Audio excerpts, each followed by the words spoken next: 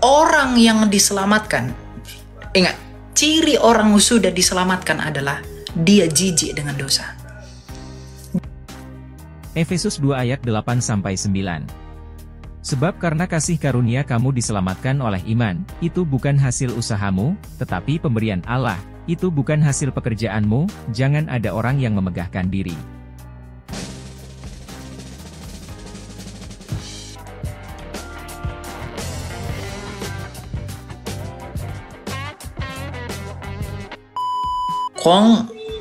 Tinggal kita dikasih pilihan, kita mau menerima anugerah itu kah, atau kita mau menolak anugerah itu. Ya. Halo Bang. Assalamualaikum. Halo. Aduh, Celia nih. Iya. Ya buat teman-teman website ya, aku sapa-sapa dulu ya Dek ya. Yo. Shalom teman-teman website, terus berkati. Yang belum follow silakan follow ya. Soalnya nanti kita barbar setelah ini ya. Makasih Dek.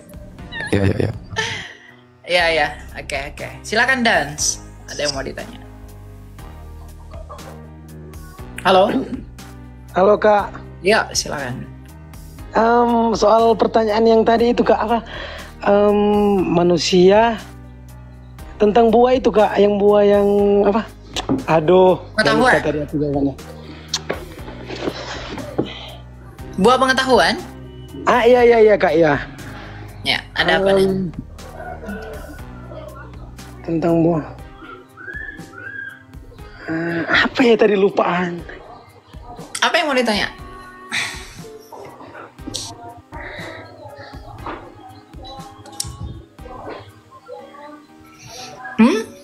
Bagaimana? Tentang buah yang dimakan sama Hawa itu kan Kak? Ya. Kalau dia tidak makan itu buahnya kan, itu kan buah yang dilarang dimakan untuk dimakan kan? Betul. Tapi dia memakannya gitu kan. Nah, seandainya ini pohon buah ini nggak dikasih Tuhan gitu, kan kita umat manusia nggak ada peluang itu masuk ke neraka itu kan Kak? Ya. Gitu aja sih. Kalau manusia tidak dikasih pohon pengetahuan itu, ya manusia nggak bisa menjadi serupa dengan Allah, tidak bisa bersatu. Karena tujuan diciptakannya pohon itu apakah kita tahan uji untuk bisa menjadi serupa dengan Allah jikalau kita tahan uji. Jadi kalau itu tidak diciptakan, tidak diadakan, ya berarti kita nggak tahan uji, kita nggak bisa menjadi serupa dengan Allah. Kalau begitu. Simple. Jadi tahan uji ya Kak itu ya? Iya. Itu kan tentang diuji, apakah kita bisa mau menjadi serupa dengan Allah atau tidak. It depends on the free will yang Tuhan anugerahkan kepada kita. Kita mau mempergunakan free will itu atau enggak. Gitu. Oh iya Kak, makasih ya. Ya, itu aja. By the way Kakak ini Kristen golongan apa ya kalau boleh tahu? Maksudnya golongan apa? Emang ada golongan 1, 2, 3 kayak PNS? Maksudnya kalau kita kan di Manado kan Kak? Kami itu golongan Kristen Protestan sih. Maksudnya bukan banyak golongan kan, namanya. Apa? Itu aras apa? Oh iya. Ortodoks. Saya Protestan. Pantekosta Kak atau? Enggak, saya Lutheran. Kalau kami di Minahasa Kak, Gemim. Oke. Ya, itu Calvinis. Oke, kalau gitu kita lanjut ya. Dan ya. Oke, silakan Apple. Shalom Kakak. Ya, shalom, silakan. Izin bertanya. Jadi pertanyaan aku adalah, kalau misalkan nih ada orang yang dia selalu taat sama ajaran-ajaran Tuhan Yesus, takut kalau berbuat dosa langsung cepet-cepet gitu. Tetapi ada satu ketika di mana orang ini mungkin karena dia hilaf atau gimana, dia melakukan persetubuhan di akhir-akhir hidupnya, tetapi dia tidak tahu kalau dia ini akan mati gitu kan. Jadi selesai dia melakukan persetubuhan ini, dia mungkin belum sempat untuk melakukan pertobatan dan dia meninggal gitu. Apakah dia langsung ke neraka gitu loh Kak? Itu aja sih pertanyaan dari aku. Makasih. Iya, saya harus katakan saya tidak tahu. Karena gini, kita itu diselamatkan oleh karena iman dan buahnya. Nah, pertobatan itu progresif, ya, bukan Kristen progresif. Gini, pertobatan itu begini. Tuhan Yesus berkata dalam Matius 7, dari buahnya lah kamu kenal mereka. Ya, bahwa kita itu semua dinilai dari buahnya. Mungkin begini, grafik orang bertobat itu kan nggak boleh begini, harus begini. Ya, begini. Meskipun dia jatuh ke dalam dosa, tapi ada progresnya. Sikap orang bertobat itu ada dua. Yang pertama, dia seperti ayam atau bebek. Ya, saya percaya bahwa ketika orang itu bersikap seperti ayam misalnya, ayam itu kalau dilempar ke dalam air, dia akan memberontak untuk keluar dari air karena dia nggak nyaman di dalam dosa itu. Meskipun dia jatuh ke dalam air. Ayam itu nggak suka di dalam air, tapi dia masih jatuh di dalam air, tapi ingin hatinya itu nggak suka di dalam air itu, gelisah pengen keluar. Kalau bebek masuk dalam air, dia nggak mau keluar, dia nikmatin itu air. Nah, orang Kristen ada yang seperti ayam, ada seperti bebek. Kalau dia jatuh ke dalam dosa, sebenarnya dia punya hati untuk keluar dari situ, pengen keluar, tetapi dia sedang terjatuh. Dan dia pengen keluar, tapi susah keluar. Tapi hatinya gelisah di dalam dosa itu. Apakah iman yang kamu maksud itu iman yang seperti itu atau iman seperti bebek? Dia mati ketika melakukan dosa, tapi hatinya memang nggak ada pengen bertobat. Atau dia mati dalam keadaan berdosa, tapi sebenarnya hatinya pengen keluar dari dosa yang dia lawan itu. Yang seperti ayam itu loh Kak. Ya saya percaya orang-orang seperti itu orang-orang yang diselamatkan. Karena gini, kan Rasul Paulus berkata apa? Dagingku menyeret aku ke sana, ini. Nah, Rasul Paulus berkata begitu, artinya apa? Kadang kita dalam mengikut Tuhan itu nggak bisa mematikan daging ini secara keseluruhan. Tapi pertobatan itu nggak boleh begini, pertobatan itu harus begini. Karena pertobatan itu adalah proses, dan proses itu harus progresif. Progresif itu artinya berprogres. Nah, kalau misalnya saya nggak suka ada orang itu misalnya saya tidak suka dosa berzina misalnya, ya saya nggak suka, saya benci dosa itu.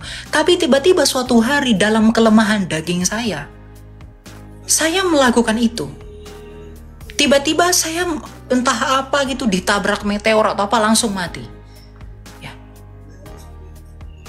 saya tidak suka dosa itu, tapi saya terjatuh. Saya percaya orang-orang yang tipe seperti itu pasti diselamatkan.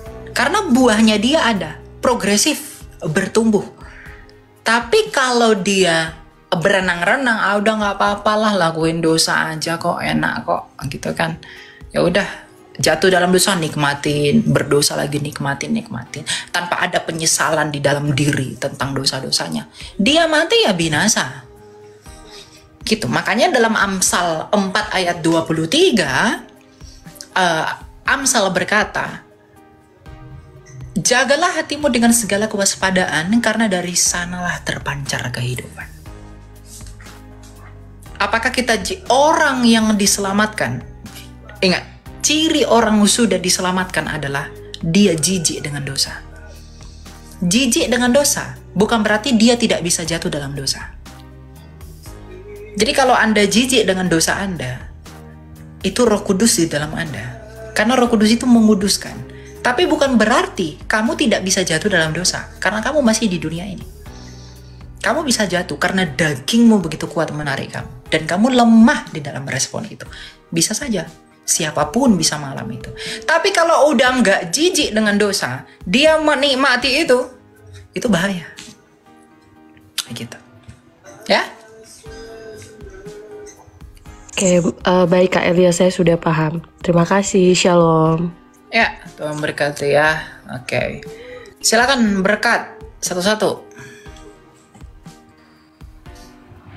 Salam Bang Elia. Ya, shalom, silakan. Bang Elia mau nanya, akhir-akhir ini kan saya sering nonton room agama sebelah ya, dan sering juga nonton room Kristen. Untuk ayat-ayat Alkitabnya hampir mirip, nggak sama sih, cuman ada beberapa yang mirip. Nabi-nabinya juga mirip, kayak kita kan Abraham ya, kalau mereka Ibrahim. Iman apa itu? Ada di room sebelah gitu. Oh, iman yang siapa dulu? Agamanya apa? Iman apa? Yang abad ke-7. Oh, abad ke-7, mantap. Oke. Iya. Lu?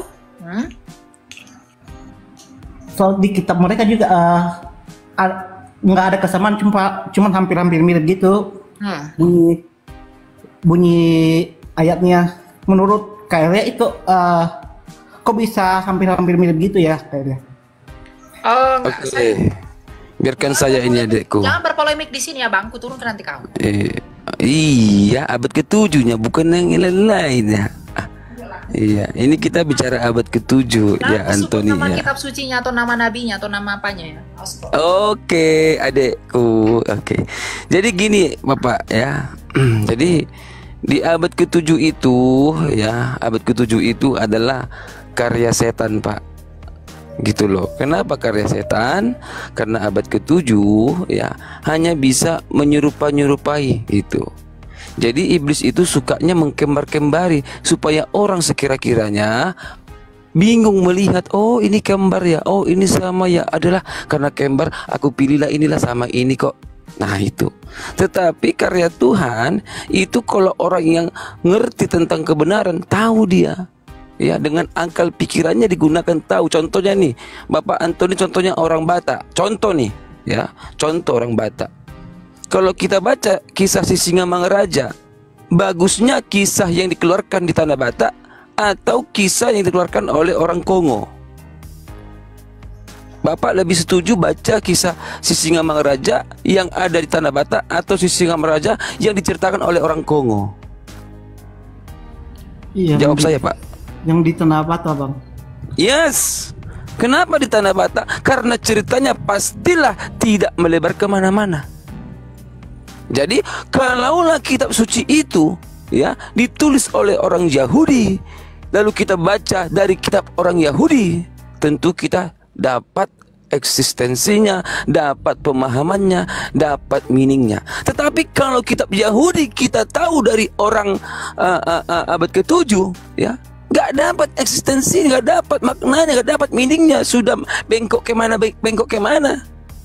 ya. Jadi Musa orang Israel, Daud orang Israel ya, semua orang anak Israel semua anak Yakub ya, Yesus anak juga dari keturunan Yehuda. Semua kisah-kisah para nabi adalah dari orang-orang Israel. Alangkah baiknya kita membaca kitab itu darilah orang-orang Israel, jangan dari lain-lain. Nanti banyak, nanti belok-beloknya ada bumbu-bumbunya, nanti dibikin nanti andaliman di dalam, dibikin nanti jalantah semua segala macam, jadi tidak enak rasanya nanti. Udah paham kau maksud aku? Iya. Nah, itulah kira-kira kalau kita pintar menyikapi jenius kita, bacalah kitab itu sesuai dengan dari mana datangnya si tokoh yang kita baca itu. Itu jauh lebih mantap. Ya, kita berkat. Oke, silakan, Dek. Maksudnya gini, Berkat, meskipun ada kesamaan nama, sebenarnya gini, secara fonetik, ya, secara korespondensi fonetik, Abraham, Ibrahim, Maria, Mariam, apa-apa, itu sama. Tetapi kenapa saya selalu berkata Ibrahimnya mereka itu dengan